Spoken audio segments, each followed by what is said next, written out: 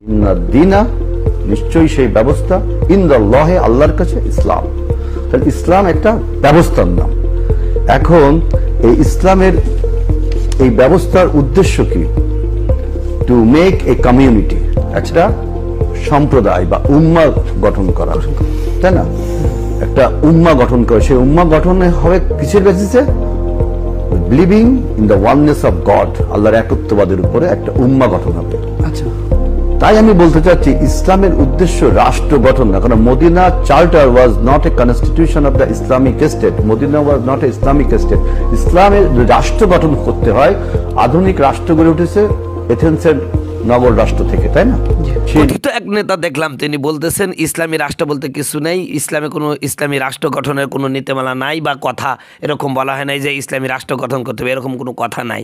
এমনই এক অবান্তর এবং অবাস্তব এবং ইসলাম বিরোধী কোরআনের অপব্যাখ্যা করেছেন কথিত এক নেতা।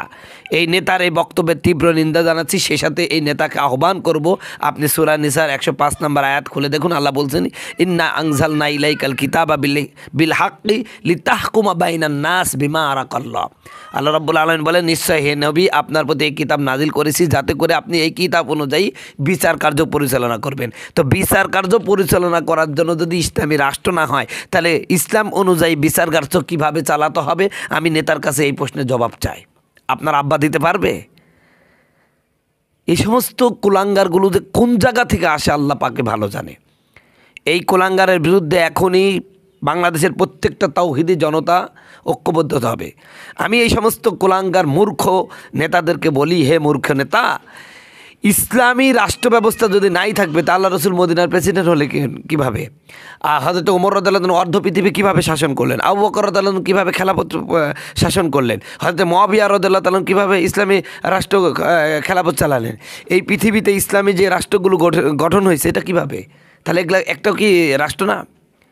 আরে তোমার নেতা যদি এই দেশের প্রধান হওয়ার কারণে সে যদি রাষ্ট্রপতি হয়, তাহলে মদিনার নবী মুহাম্মদ সাল্লাল্লাহু আলাইহি ওয়াসাল্লাম মদিনার প্রেসিডেন্ট ছিলেন, তাহলে তিনি রাজনীতিবিদ না? তিনি মদিনা কি রাষ্ট্র ছিল না? এটি আলাদা একটি ইসলামিক রাষ্ট্র ছিল না? মানে কি পরিমাণ ডেট অফ আর গাঞ্জা খাইলে এই সমস্ত কথা বলতে পারে? এরপর আল্লাহ পাক সূরা 13 নম্বর আয়াতে বলছেন, আনাকিমুদ্দিন, তোমরা দিন কায়েম করো। দিন মানে কি? ইসলামী রাষ্ট্র ব্যবস্থা কায়েম করো।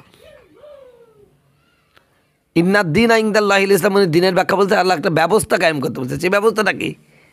ইসলামী রাষ্ট্র ব্যবস্থা। আসলে এরা যে ক্ষমতায় যাওয়ার জন্য কি পাগল হওয়া হয়েছে ভাই, ক্ষমতায় যা ভালো কথা, কিন্তু ইসলামের অপব্যাখ্যা